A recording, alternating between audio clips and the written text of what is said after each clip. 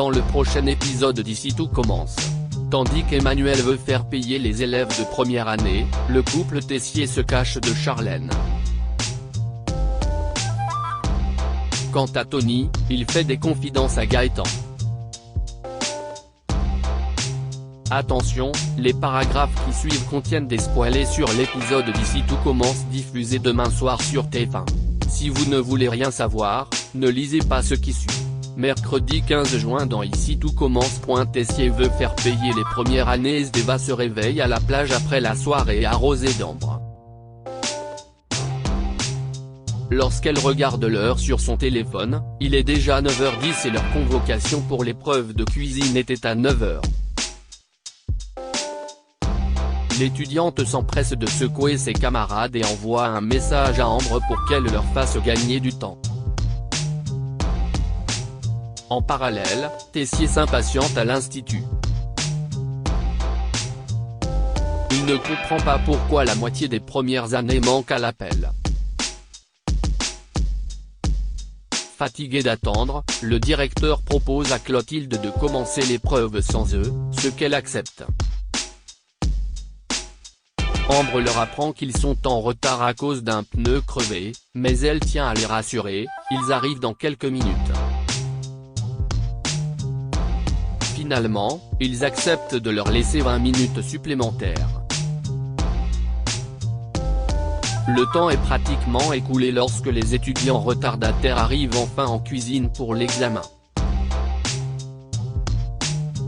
Ils s'installent à leur plan de travail et Clotilde leur annonce l'épreuve, ils doivent reproduire une chartreuse de riz de veau et Jasmine une chartreuse de lentilles vertes et chou-fleur.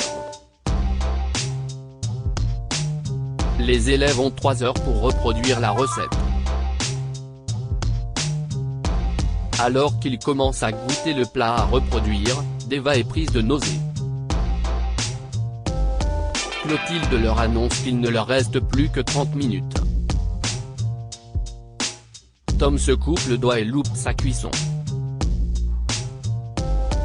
Ambre est très en avance, ce qui stresse beaucoup Deva.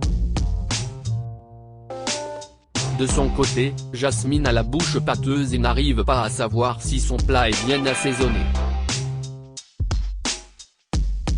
De nouveau prise de violentes nausées, Deva sort de la salle en courant.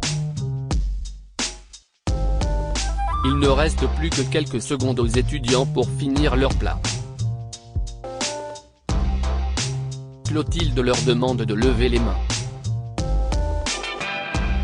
Avec Emmanuel, ils vont goûter les réalisations et les noter en même temps. Il commence par Kelly, même si sa sauce est un peu épaisse, il lui accorde la note de 14.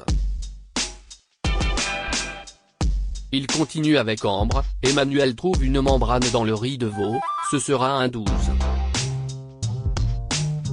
Autour de Tom, les légumes sont coupés grossièrement et le plat est gras et salé, Tessier lui donne un 5. Si le directeur trouve que le plat de Jasmine a de l'allure, il est cela dit trop pimenté, c'est un 8. Vient le tour de Deva. La jeune femme n'a pas eu le temps de finir son plat, pour Tessier c'est un 0. Deva n'en revient pas, elle est toujours choquée par la décision du directeur.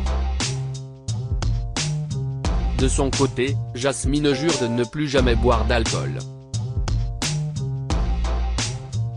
Les filles expliquent à Axel qu'ils sont allés à la plage pour un bain de minuit et pour voir le lever du soleil.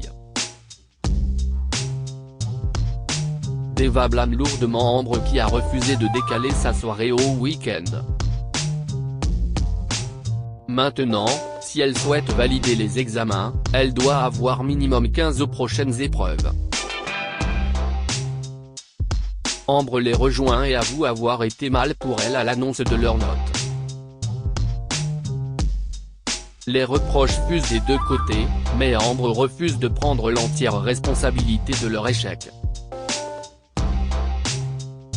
Plus tard, Deva se confie à Clotilde. Elle lui raconte que la veille les premières années étaient à l'anniversaire d'Ambre et qu'elle a bu après avoir vu son amie embrasser Souleymane. Clotilde compatit, les erreurs de jeunesse ça arrive. Elle va essayer de plaider sa cause auprès de Tessier. Comme promis, Clotilde essaie de convaincre Tessier de donner une seconde chance à Deva.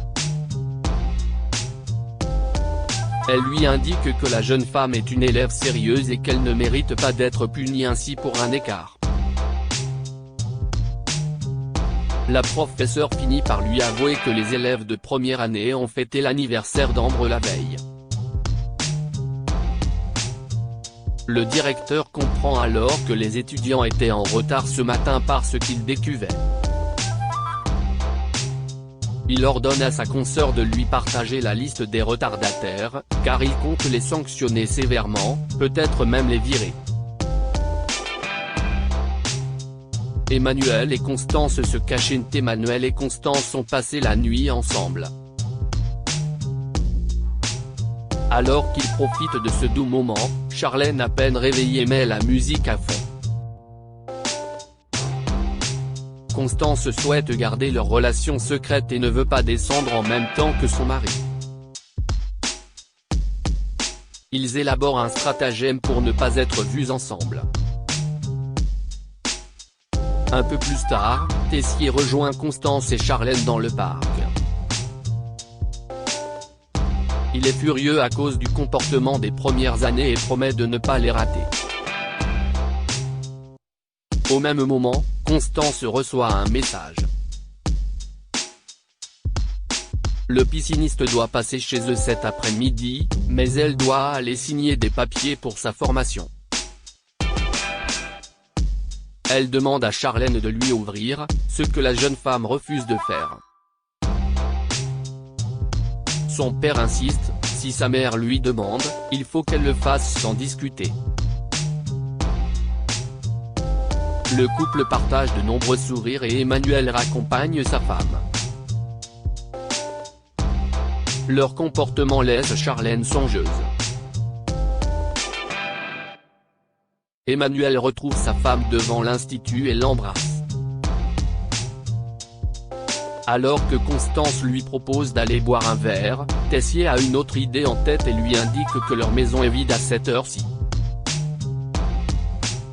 Soudainement, Louis et Charlène sortent aussi de l'école. Le couple Tessier s'empresse de se cacher derrière une voiture, ils ont l'impression de retourner aux prémices de leur idylle. Malheureusement, ils sont interrompus par un message de Clotilde qui souhaite voir Emmanuel au plus vite. Tony fait des confidences à Gaëtan. Gaëtan commence à entraîner Tony pour le remettre en forme. Cependant, le nouveau livreur est encore plus mal que la veille avec cette séance de sport intensive. Quand Gaëtan lui propose de finir par des étirements, il voit deux grosses cicatrices sur les jambes de son ami. Plus tard, Solal donne la liste des livraisons du jour à Tony. Il en a 3 fois plus que la veille. Dans un premier temps, il affirme à son patron qu'il peut les faire à vélo, mais il finit par demander à Gaëtan s'il peut emprunter sa camionnette. Lorsque Tony dépose Gaëtan à l'institut avant de commencer son service, des policiers passent devant eux. Le livreur a une réaction très étrange et le professeur de sport lui demande ce qu'il se passe. Tony lui avoue avoir eu peur qu'il lui demande son permis, car il l'a perdu il y a 6 mois après un excès de vitesse. Très choqué par cette révélation, Gaëtan refuse qu'il continue de conduire sa camionnette et lui propose de l'accompagner en voiture pour ses livraisons. Le duo rentre des livraisons et rigole à propos de leur dernière cliente. Gaëtan en profite pour lui demander comment il s'est fait ces 2 cicatrices. Tony lui explique qu'il a eu un accident de voiture il y a 1 an et demi. Il a été plongé dans le coma pendant 1 mois et a eu 6 mois de rééducation. Depuis, il s'est promis de profiter au maximum de la vie, car tout peut s'arrêter rapidement. Touché par son histoire, le professeur de sport lui propose de venir vivre chez lui, car il sera plus à l'aise que dans un camping. Tony le remercie, mais il ne veut pas trop lui en demander. Gaëtan continue d'insister et le livreur finit par accepter sa proposition.